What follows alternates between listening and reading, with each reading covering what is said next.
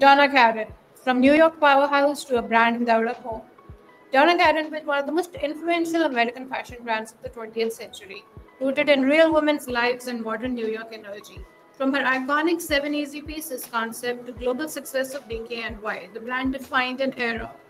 But as the business scaled, went public, and was acquired by LVMH and eventually sold to G3, the brand's identity became fragmented. In this episode, we explore as to how the pressure to grow through licensing, mass distribution, and commercial repositioning diluted a once distinctive voice in American fashion.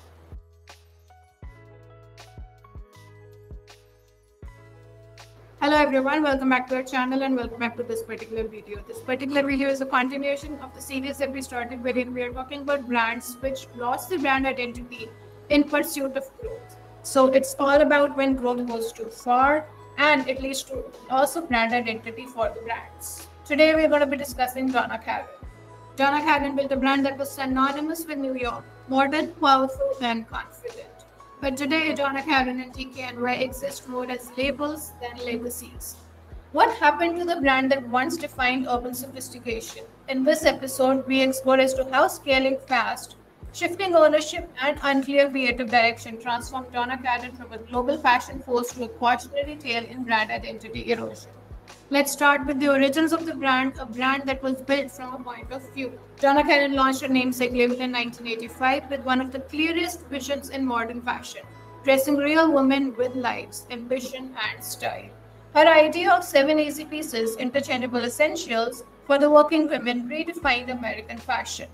The tailoring was soft, the silhouette fluid, and the vibe was unapologetically New York. In 1989, she launched DKNY as a younger, more accessible sister line.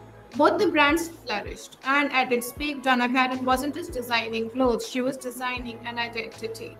This brings us to the growth and the IPO. As momentum built, Donna Karan International went public in 1996. The brand expanded beyond apparel into fragrance, denim, accessories, and home. DKNY became a global name, especially strong in the departmental stores and licensing. The challenge? Balancing growth with creative consistency. By the late 90s, Wall Street expectations began to clash with the slow human design philosophy that Karan had championed. This brings us to the LVMH acquisition. In 2001, LVMH acquired Donna Karan International for $643 million. The hope was to build an American luxury house that would compete globally, a kind of a New York Hermes. But the integration was rocky. Donna Karan reportedly felt constrained under the corporate ownership, and the brand struggled to find its place within the LVMH's whole European portfolio. Eventually, Karan stepped down from her namesake label in 2015. That same year, LVMH pulled the plug, selling the brand. This brings us to the G3 era, wherein we can say that it was a brand without a soul. LVMH sold both Donna Karan and DKNY to G3 Apparel Group for $650 million. What followed was a drastic pivot. The focus shifted towards commercial expansion, especially through licensing and outlet sales. DKNY became heavily discounted and visible in off-price retail stores. There was no Donna, no clear design lead, just logos and mass distribution. And while the business may have generated revenue, the brand's cultural credibility faded. So where does it stand today?